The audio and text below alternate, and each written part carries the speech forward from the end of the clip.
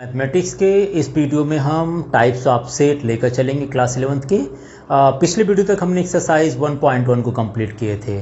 तो चलिए स्टार्ट करते हैं। हम टाइप्स ऑफ सेट में देखते हैं कि एनसीईआरटी अकॉर्डिंग हमें कौन कौन से सेट्स के बारे में पढ़ना है। तो सबसे पहले हमारे पास है the empty set. Empty set क्या होते हैं? अ set which does not contain any element. इसको हम एम्प्टी सेट बोलते हैं। कोई भी सेट तो अभी आप लोग देख ही रहे थे। तो एम्प्टी सेट का मतलब होता है कि जिसमें कोई भी एलिमेंट नहीं हो।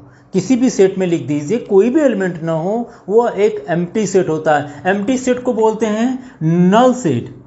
इज कॉल्ड, देखिए, अ set which does not contain any element is called, क्या बोलते हैं इसको? Is called empty set. ठीक है ना? एम्प्टी, आइदर नल सेट भी बोलते हैं इसको, और वायर्ड सेट बोला करते हैं, VOID वायर्ड सेट। तो एक सेट हमारे पास जिसमें कोई भी एलिमेंट न हो वह हमारे पास क्या हो जाएंगे? एम्प्टी सेट हो जाएंगे। जैसे मैं एक एग्जांपल, अगर पहले बात कर लें कि हम एम्प्टी सेट को रिप्रेजेंट कैसे करते हैं, तो किसी भी एम्प्टी सेट को रिप्रेजेंट करने के लिए इस तरह के कर्ली ब्रैकेट यूज करेंगे। आइदर हम उसको फाई से रिप्रेजेंट करते हैं, या इस तरह से फाई बना लेते हैं। आप लोग क्या करते हैं? इस तरह से खींचते हैं, ऐसे खींच देते हैं। तो इसको हम पढ़ते क्या है? फाई पढ़ते हैं, PHI, फाई लिख देते हैं। तो यहाँ पर ये एम्प्टी सेट के लिए या तो कर्ली ब्रैकेट को खाली छोड़ देंगे या तो उसको फाई लगा कर लिख देंगे। मैं एक एग्जांपल ले लेता हूँ, जैसे जो कि एम्प्टी सेट को रिप्रेजेंट करता है। जैसे मान लीजिए हमने यहाँ पर set A is equal to लिख दिए सेट ऑफ नेचुरल नंबर, जैसे मैंने लिख दिया यहाँ पर, या A इज इक्वल टू मैंने लिख दिया set of natural number, set of natural number less than 1 पूछ दिया। ठीक है ना? Set of natural number less than 1 पूछ दिया। आपसे मैंने पूछा कि वो नेचुरल नंबर बताइए जो कि 1 से छोटा है। ठीक है? लेस देन 1 की बात कर दी है। तो लेस देन 1 की मतलब हुआ कि हमारे पास तो नेचुरल नंबर किससे स्टार्ट होता है? 1 से स्टार्ट होता है। जब नेचुरल नंबर 1 से स्टार्ट होता है तो 1 से पहले का अगर पूछा जाए तो कोई नेचुरल नंबर नहीं है।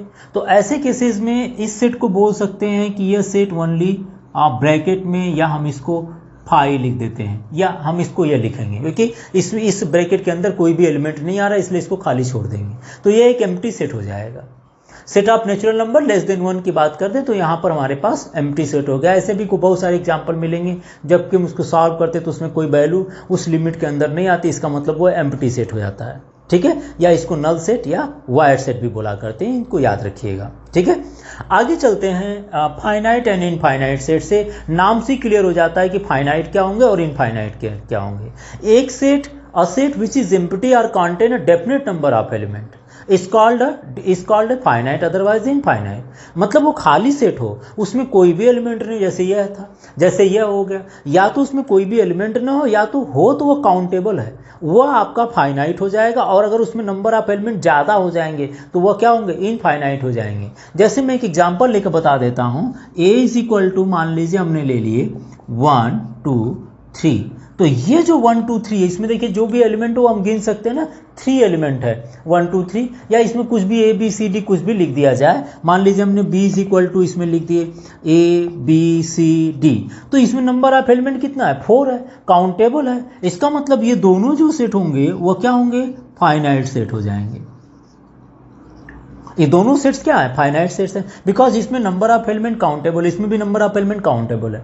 और हम बात करते हैं अगर इनफाइनाइट सेट की, तो इनफाइनाइट सेट को जैसे देख लेते हैं। मान लीजिए A इज इक्वल टू, मैंने यहाँ पर लिख दिया इनफाइनाइट के लिए set of all natural number लिख दिया। क्या लिख दिया? Set of all natural number. तो नेचुरल नंबर तो पता ही नहीं ना, 1 2 3 4 5 अप टू चलता जाएगा।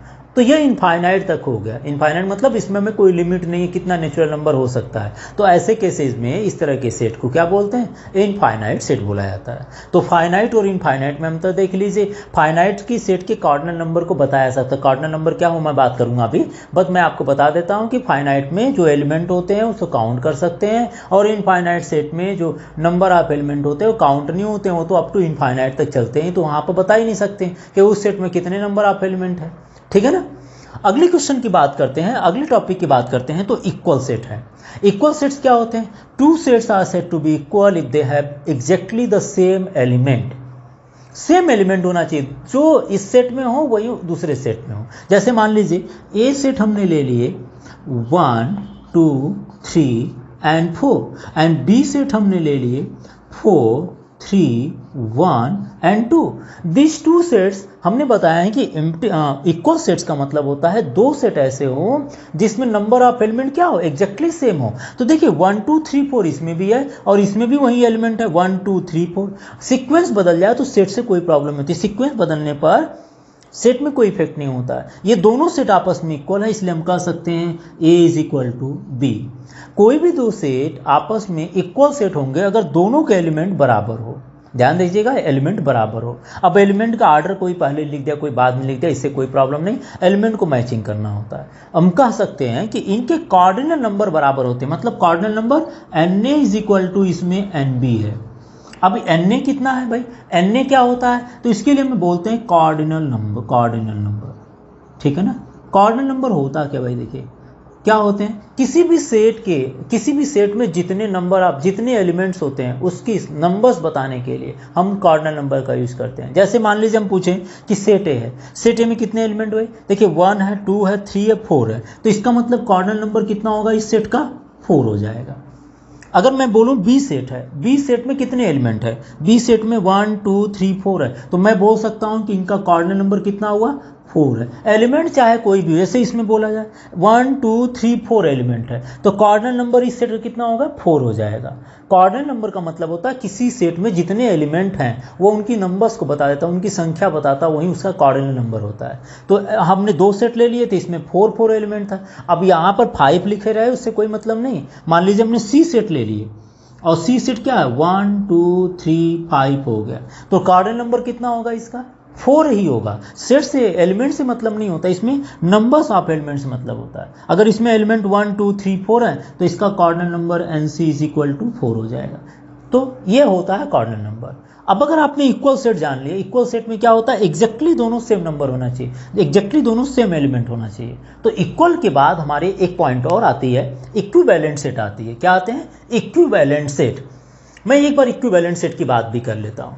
तो इक्वल सेट, जो इक्वल सेट होते हैं और इक्विवेलेंट में आप लोग कन्फ्यूजन होते हैं। इक्विवेलेंट सेट यहाँ पर अभी नहीं मिल रहा है तो शायद अभी नहीं होगा, बट आप इसको जान लीजिएगा। इक्विवेलेंट सेट्स में क्या होते हैं, those two sets are said to be equivalent set if their cardinal number are equal. उनके कार्डिनल नंबर क्या होना चाहिए, वो इक्वल होने चाहिए। जैसे मान लीजिए हमारे पास सेट ए है, set A is equal to 1 2 3 and 6 ले लिए, and set B is equal to हमने ले लिए A B C and D। तो ये दोनों सेट आपके इक्वल सेट तो है नहीं, बिकॉज देखिए दोनों के एलिमेंट क्या है, डिफरेंट है। तो यहाँ ये कह सकते हैं कि दोनों के एलिमेंट आपके डिफरेंट है, लेकिन इनके कार्डिनल नंबर इक्वल है, सो it is A equivalent set है। इक्विवेलेंट में कंडीशन क्या होती है, इनके कार्डिनल नंबर इक्वल होनी चाहिए।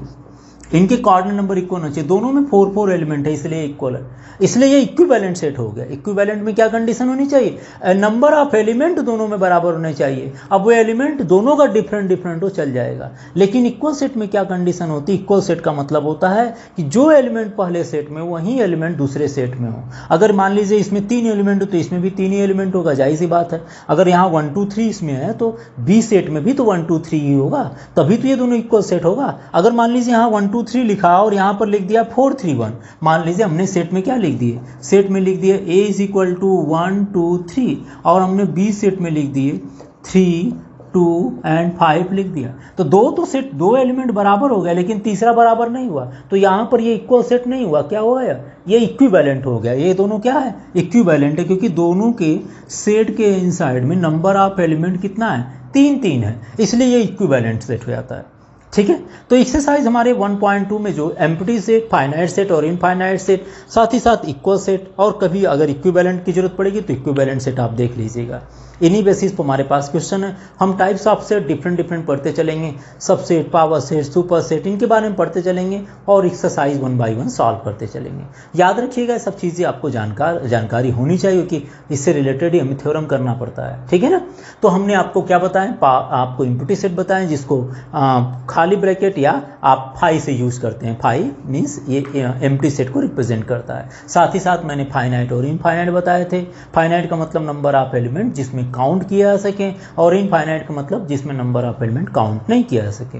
और लास्ट में उसके बाद मैंने इक्वल और इक्विवेलेंट्स में बता दिया। इक्वल सेट का मतलब होता है जिसमें जो एलिमेंट पहले सेट में हो उतने ही एलिमेंट दूसरे सेट में, मतलब वही एलिमेंट दूसरे सेट में होगा, then both sets have equal element होंगे, तो इसमें एग्जैक्टली द सेम एलिमेंट की बात कर रहा है, तो यहाँ पर इक्वल सेट हो जाएगा। और यहाँ पर क्या होते हैं, एलिमेंट्स आपके डिफरेंट हो but their cardinal number equal हो। कार्डिनल नंबर का मतलब जितने इसमें एलिमेंट है उतने ही इस सेट में एलिमेंट हो। ऐसे केसेस में ये दोनों सेट आपस में क्या होंगे, बराबर हो जाएंगे, मतलब ये कार्डिनल नंबर इनका इक्वल हो गया, तो इसका मतलब ये ए और बी आपके इक्विवेलेंट सेट हो गए।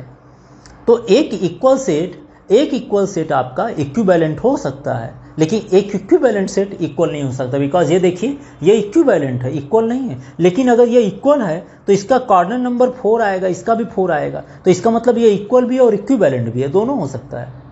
ये जरा देख लीजिएगा, ठीक है ना। तो चलिए एक्सरसाइज 1.2 लेकर चलते हैं, इजी क्वेश्चंस है, कोई प्रॉब्लम नहीं आनी चाहिए आपको। एक्सरसाइज 1.2 से एक्सरसाइज 1.2 में क्वेश्चन नंबर 1 है, which of the following are examples of null set. Which of the following are example of null set पूछा गया, ठीक है ना। अब नल सेट का मतलब आपको मैंने बता दिया था, नल सेट, एम्प्टी सेट या वाई सेट। तो ऐसे सेट जिसमें कोई भी एलिमेंट ना आए हो वह एक नल सेट होता है, ठीक है। तो जैसे यहाँ पर पूछा गया है set of odd natural number divisible by 2, वे सारे ऑड नेचुरल नंबर बताइए जो कि 2 से डिवाइड होता है, क्या यह एक एग्जाम्पल है नल सेट का या नहीं है। तो आप जानते हैं कि अगर हम ऑड नेचुरल नंबर्स की बात करें, ऑड नेचुरल नंबर की बात करें तो यह 1 हो सकता है, 3 हो सकता है, 5 हो सकता है, 7 हो सकता है, इस तरह के नंबर्स हो जाएंगे। और ये क्या number 1, 3, 5, 7 set of odd natural number which are divisible by 2, तो ऑड नेचुरल नंबर तो ये है, और ये क्या डिविजिबल है 2 से। तो आप बोलेंगे नहीं सर ये 2 से डिवाइड नहीं होगा। जब ये 2 से डिवाइड नहीं हो रहा है इसका मतलब ये आपका एक नल सेट बनाएगा। तो ये जो एग्जाम्पल आपका था it is an null set है, आप लिख दीजिएगा yes it is a null set है। ओके, नेक्स्ट की बात करते हैं, अगले की बात करते हैं। ये तो क्लियर हो गया ना कि ऑड नेचुरल नंबर है, नेचुरल नंबर अगर ऑड होगा तो वो 2 से डिवाइड नहीं होगा, जब 2 से डिवाइड नहीं होगा तो जाहिर सी बात है वो क्या होंगे, ऑड नेचुरल नंबर होंगे, क्योंकि हमने इसको ऑड के लिए लिया था। अब आगे पूछा गया है set of even prime numbers.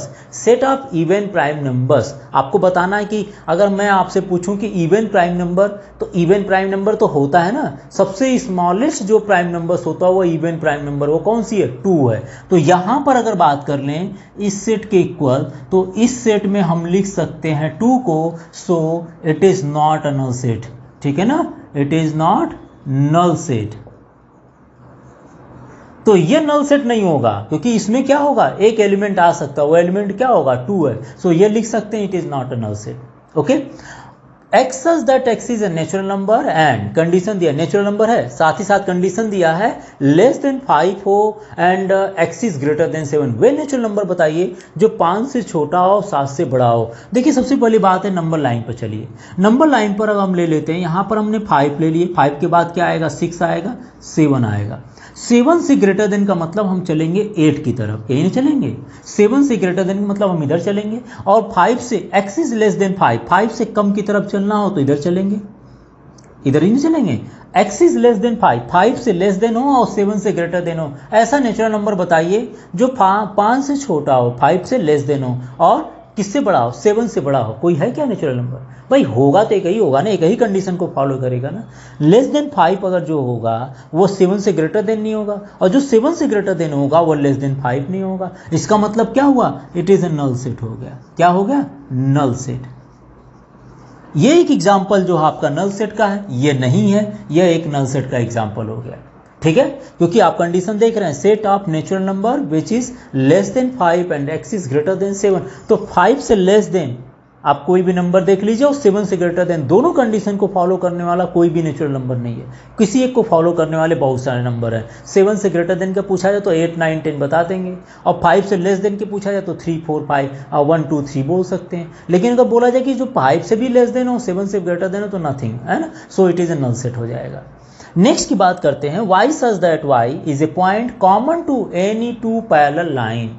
आपसे पूछा Y such that Y is a point common to any 2 parallel line. आपसे देखिए एक 2 पैरेलल लाइन ड्रा कर लीजिए, मान लीजिए एक लाइन ये ड्रा कर दिए, दूसरी लाइन ये ड्रा कर दीजिए। इसमें पूछा गया कोई कॉमन पॉइंट है क्या जो दोनों के लिए हो, तो जाहिर सी बात है जब ये पैरेलल होंगे तो कॉमन कहाँ से मिलेंगे इसमें। भाई देखिए is a point common to any two parallel line, दो पैरेलल लाइन के बिटवीन एक कॉमन पॉइंट नहीं मिलता है। अगर ये परपेंडिकुलर होता ऐसे 90 डिग्री पर तो यहाँ कॉमन पॉइंट मिल जाता, इंटरसेक्टिंग होता तो पॉइंट मिल जाता, लेकिन अगर ये पैरेलल होंगे तो यहाँ पर अगर ये दो लाइन अगर पैरेलल होते तो इसमें कोई भी कॉमन पॉइंट नहीं मिल सकता। Y such that Y is a point common to any two parallel line is a null set का एग्जाम्पल है।